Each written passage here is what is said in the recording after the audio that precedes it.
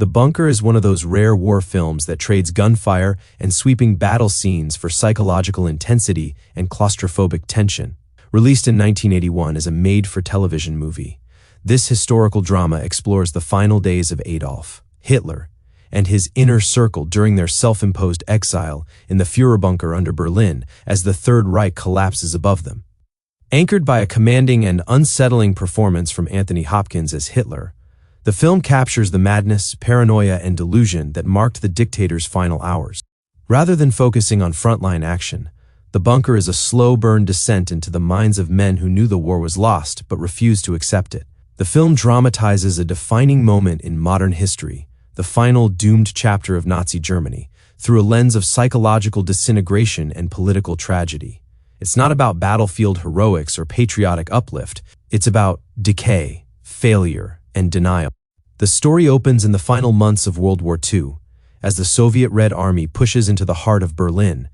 Germany is fractured, its armies crumbling under relentless Allied pressure. The once mighty Third Reich is now reduced to a battered core centered around the Chancellery and its subterranean shelter, the Führerbunker. Hitler and his loyalists have retreated into this underground command center, believing they can still direct the war and save Germany from utter ruin.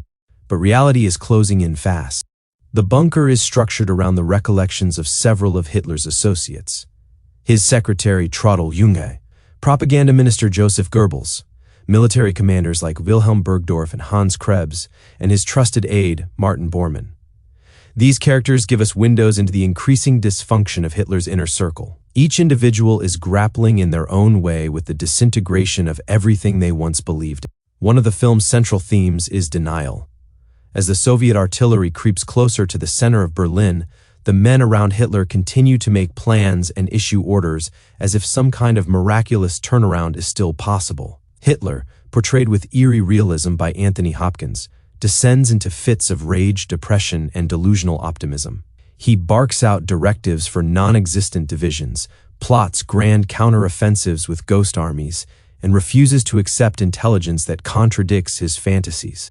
Hopkins' Hitler is a study in psychological deterioration. The film never tries to humanize him in a sympathetic sense, but it does humanize him in the most disturbing way possible, by showing the banality of evil stripped of grandeur. He is not a grand villain here. He is a broken man raving in a hole in the ground while the world burns. Hopkins embodies Hitler's erratic swings in mood, at times ranting with furious energy, at others mumbling in despair, often with a distant, glassy-eyed stare that speaks to a mind unraveling under the weight of self-made catastrophe. One of the most chilling aspects of The Bunker is how ordinary many of the figures appear. Martin Bormann, the coldly efficient political operator. Goebbels, fanatically loyal and utterly indifferent to the suffering of the German people. General Krebs, a career soldier unable to break free from the hierarchy he serves even as it collapses. These men argue over protocol, discuss logistics, and share meals as though the world is not falling apart just meters above their heads. Goebbels in particular stands out in the second half of the film. As Hitler begins to accept that the war is lost, Goebbels refuses to consider surrender. He and his wife Magda decide they will not only take their own lives but murder their 6 children in the bunker rather than let them live in a world without National Socialism.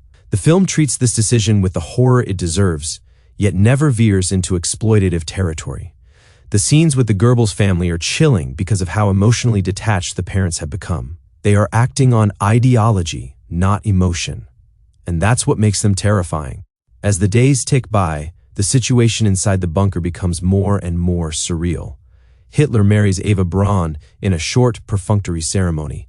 Plans are made for their joint suicide, while soldiers above ground continue a hopeless fight. Some of the bunker's inhabitants begin to quietly slip away, hoping to avoid the final reckoning.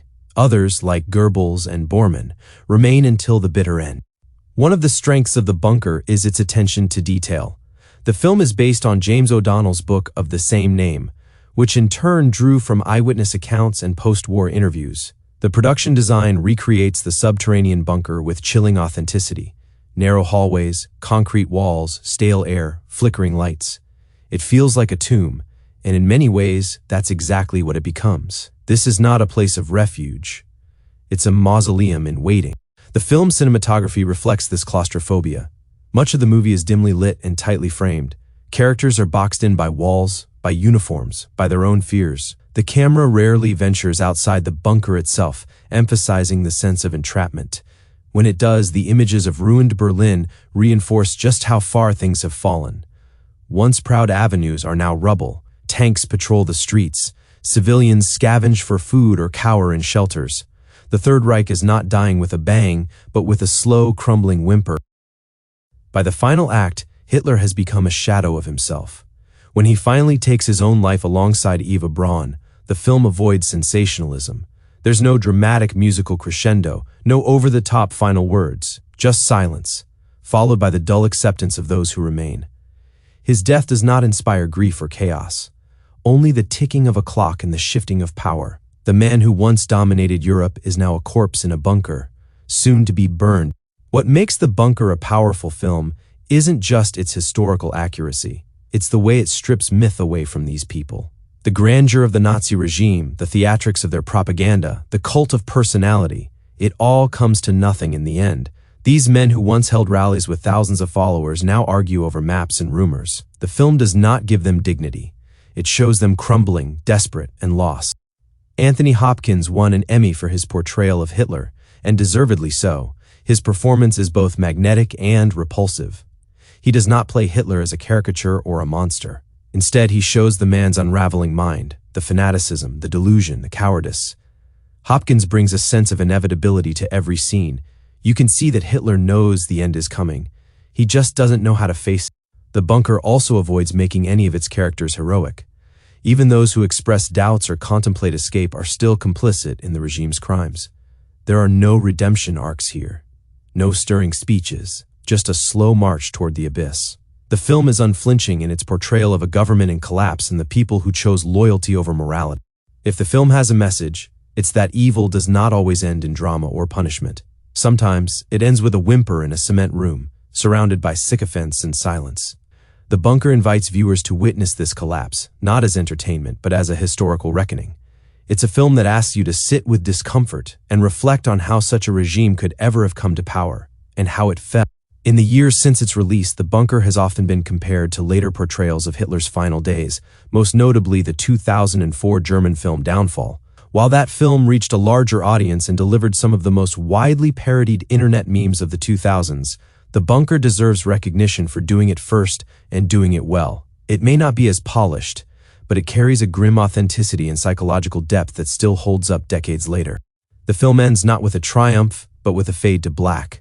The bunker is silent. The war is lost. The dreams of empire have turned to dust.